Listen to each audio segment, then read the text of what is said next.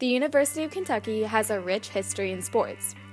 Our documentary chose to look at how women's soccer players have a different experience than the football players. We also wanted to understand how they handle such a busy schedule, like balancing academics, relationships, social life, and their sport. It's important that they stick to their schedule.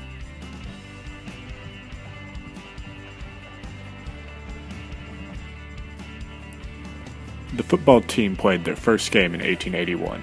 The last bowl game they played in was the BBVA Compass Bowl in 2010. Mark Stoops has been the head coach for 3 years. Under his direction, the football team has a cumulative GPA of 2.438 for scholarship players. While this is considerably lower than the women's soccer team, it has been raised from when Joker Phillips was head coach.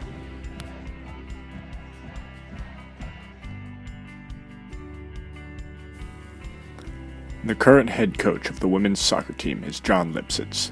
For each of the 7 years he has been head coach, the team has received the Team Academic Award from the National Soccer Coaches Association of America.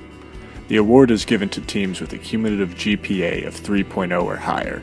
The women's soccer team has a GPA of 3.37. Their best season was the 2014-2015 year, with an appearance in the Sweet 16 of the national tournament. We asked students to name a UK football player and their number. We followed the first question by asking them to name a women's soccer player and her number. Will you name a boys football player, name and number? Number 9 is Johnson. Patty Tolles, 14. Patrick Tolles, number 14. Eli Brown, number 32. No. Patrick Tolles is number 14. Jeff Bidette, number 13. Derek Beatty, 29. Adrian Middleton, 59 on my chest. Patrick Tolles, number 14. Will Jackson, 26. Okay, Lauren Nemiroff, 6. Peyton Atkins, 25. Kelly Novak, 12. Danielle Fitzgerald, 3. Cool. Okay, so how did you all start playing soccer? Do you remember like your earliest? Just like Smurfs, like everybody else. Really, like, you just start like and rack and just like work their way up, I guess. We got the chance to sit down with 4 soccer players. 2 of them were freshmen, 1 was a junior, and the final was a senior. The girls offered us insight into what it's like being a D1 athlete and balancing life in general. They explained to us how stringent their schedule was, but how helpful the coaches are to them.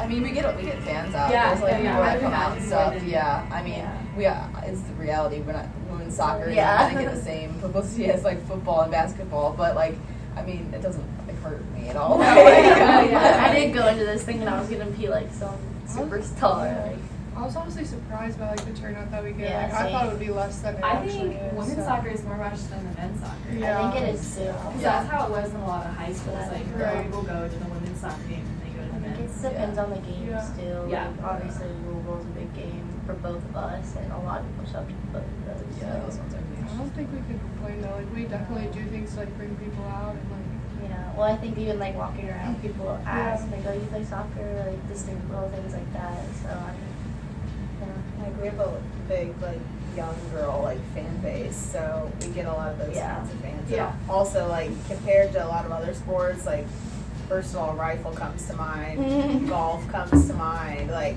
They get nobody, so we're like living large. Yeah. I mean, I guess it's pretty decent turnout. yeah, it is. We're kind of lucky, actually. Okay, will you name a girls soccer player, name and number? I don't watch soccer like ever, so I have no idea. Lauren Nemiroff, number 6. I can't think of any of their names. No. Jackie Delaire, 13. No. I don't know any women's soccer players.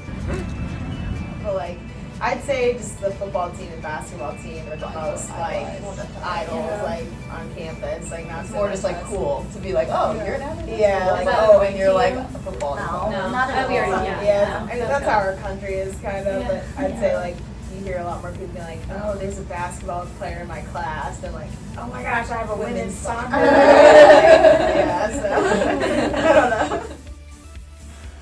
student athletes are placed under a hefty amount of stress in their lives, being forced to balance academics with a massive time commitment to athletics as well.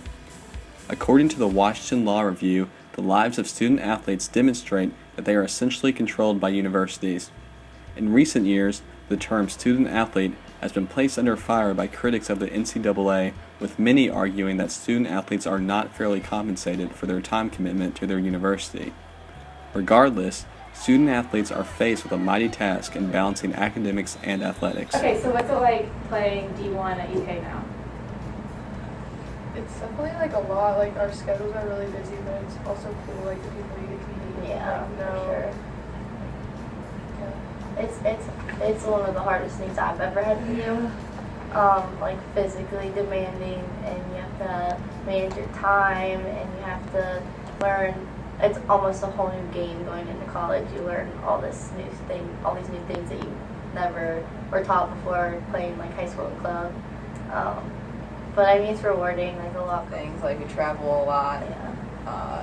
Half of our day is taken up with practice and stuff, so then we have classes and everything on top of that. So Long days. Yeah, very long days. So what are your all's favorite things about playing at UK? The team for sure. Yeah, I think so too. I don't know, like there's like, especially like on the hard days, like that's like what gets you through. Like we're all so close, we've all been through like the good and the bad. Yeah. So, Well, we haven't even really been Right, through the that's bad true. yet because we're just freshmen. Like, she knows all these things. Yeah. Well, I mean, She's doing bad. she's like laughing, like, you don't even know. No, but I think it's like, right, the relationships that we made, and like, I mean, like, Fitz is one of the seniors that has got me through this year. Like, it's been very tough, and it's been a really big learning experience, and like, just the people that have been supporting us, and just like the relationships we made are just awesome. So We all like lean on each other for support, and because you need it. It's a whole team, and everyone's gonna have their like down days. Mm-hmm. Students at UK see our sports teams as a way to get together. We have even coined our own word to describe Saturday football games in the Bluegrass, Catterday. There is no better tradition than cheering on your own team, and every single team here at the University of Kentucky offers a sense of community.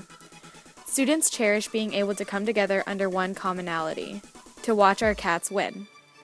Whether it's the football team, basketball team, women's soccer team, or golf, there is truly no better feeling than winning and supporting our teams even when they lose. Our athletes dedicate their time and effort in order to provide legacy and facilitate a community of support. We learned from the women's soccer team that it doesn't matter if they have 10 people or 1,000 people at their games. What they care most about is playing for the university and continuing in the sport they love. Sports are a tradition and a part of our rich history here at the University of Kentucky.